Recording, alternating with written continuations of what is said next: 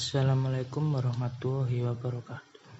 Di sini saya akan menjelaskan hukum ekonomi dan bisnis Islam serta relasinya dengan perubahan sosial, ekonomi, dan politik. Hukum ekonomi syariah. Guna memahami pengertian hukum ekonomi syariah, maka diperlukan pemahaman terhadap ekonomi syariah secara umum, dan seterusnya mengerucut pada istilah hukum ekonomi syariah itu sendiri. Istilah ekonomi syariah atau perekonomian syariah hanya dikenal di Indonesia, sementara di negara-negara lain, istilah tersebut dikenal dengan nama ekonomi Islam, Islamic Economic Ilm Ijtihad al-Islam. Ekonomi atau ilmu ekonomi Islam berbeda dengan ilmu ekonomi konvensional yang berkembang di dunia ini. Perbedaan tersebut terutama dikarenakan ekonomi Islam terikat kepada nilai-nilai agama Islam, sedangkan ekonomi konvensional memisahkan diri dari agama sejak negara-negara barat berpegang pada sekularisme dan menjalankan politik sekularisasi. Pada dasarnya, tidak ada ekonomi yang terpisah dari nilai atau tingkah laku manusia. Namun pada ekonomi konvensional, nilai yang digunakan adalah nilai-nilai duniawi, profan, mundani. Kajian ilmu ekonomi secara umum sebenarnya menyangkut sikap tingkah laku manusia terhadap masalah produksi, distribusi, konsumsi barang-barang komoditif, dan pelayanan. Kajian ilmu ekonomi Islam dari lain, ia terikat dengan nilai-nilai Islam, atau dalam istilah sehari-hari terikat halal dan haram. Relasi perubahan sosial. Perkembangan hukum ekonomi Islam di Indonesia berjalan dengan baik. Salah satu faktor pendukungnya adalah mayoritas warga Indonesia merupakan seorang Muslim, sehingga ekonomi Islam dapat diterima dan dijalankan cukup baik di negeri ini. Perkembangan ekonomi Islam yang cukup pesat di Indonesia berpengaruh terhadap kehidupan sosial masyarakat. Terdapat beberapa perubahan sosial yang muncul karena hal tersebut.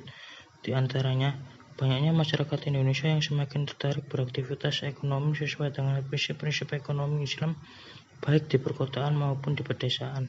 Sebagian dari masyarakat Indonesia telah melaksanakan kegiatan perekonomian sesuai dengan hukum ekonomi Islam, walaupun hanya sebagian kecil yang menjalankan. Namun hal tersebut bisa dikatakan sebagai perubahan sosial. Relasi ekonomi. Saat ini perkembangan ekonomi Indonesia masih mengalami perjalanan yang labil disebabkan beberapa faktor yang menghambat perjalanan itu, baik faktor politik, sosial, pendidikan, hubungan internasional, sistem pemerintahan yang belum mapan yang menyebabkan perkembangan ekonomi Indonesia tidak stabil. Apabila dengan naiknya harga BBM yang berimplikasi kepada naiknya semua harga sektor kehidupan, bersamaan dengan itu pengangguran di Indonesia pun semakin meningkat. Taraf pendidikan ekonomi masyarakat pun semakin rendah, sedangkan ekonomi internasional memaksa kita untuk terus melangkah. Menurut Profesor Ali Yafi dalam bukunya Fikih Perdagangan Bebas, Islam memberikan sumbangsi pemikiran dalam hal perkembangan ekonomi di Indonesia melalui 1. Pencerahan umat terhadap moral dalam berekonomi karena Islam lebih mengedepankan ajaran akhlak. 2. Sistem ekonomi yang diangkat oleh Islam di Indonesia adalah ekonomi yang berorientasi kepada kesejahteraan bersama, adil, dan demokratis. 3. Ekonomi Islam berusaha membuat ekonomi Indonesia mengangkat ekonomi rakyat kecil menjadi berkembang dengan bantuan konkret pemberian modal yang lebih berpihak kepada peminjam. 4. Barang hasil produk industri di Indonesia lebih ditekankan kepada kualitas halal dan haram berdasarkan dengan fatwa MUI. 5. Pembentukan sistem perdagangan MLM multi level marketing yang lebih islami oleh sebagian pengusaha Islam seperti Ahadnet, MKNet, Revel Global, Tiansi, dan lain-lain. Pandangan Ali Yafi ini cukup relevan dengan usaha umat Islam di Indonesia dalam membangun perekonomian walaupun memang masih dalam tahap perkembangan karena memang bersaing dengan ekonomi liberal plural yang menghalalkan secara cara dengan orientasi kepuasan monopoli. Relasi politik. Hubungan Islam dan negara. Dalam kajian politik ekonomi Islam klasik maupun modern, terdapat 3 paradigma, yaitu paradigma integralistik, paradigma sekularistik, dan paradigma simbiotik. Paradigma integralistik mengajukan konsep bersatunya agama dan negara. Dalam pandangan ini, agama Islam adalah agama yang sangat sempurna dan lengkap dengan mengatur segala aspek kehidupan manusia termasuk kehidupan bernegara.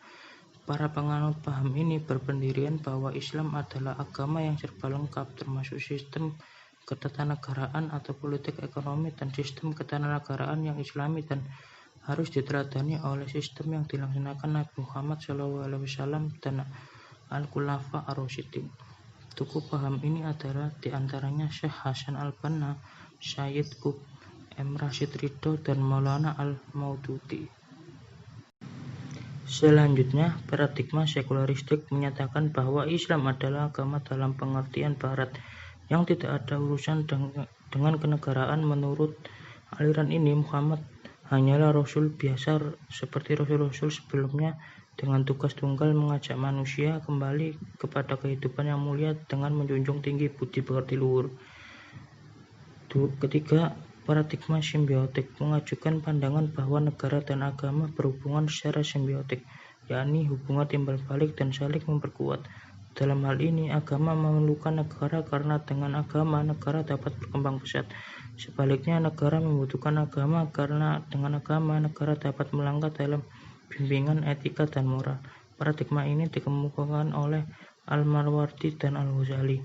Dalam konteks kebebasan dan demokrasi berpikir, ketiga paradigma tersebut sah dan diakui eksistensinya, bahkan masing-masing paradigma ada pengikutnya. Akan tetapi dalam kerangka studi kajian, ketiga paradigma tersebut perlu diuji kedekatannya dalam ajaran Islam yang sebenarnya.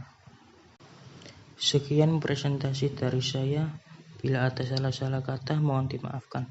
Assalamualaikum warahmatullahi wabarakatuh.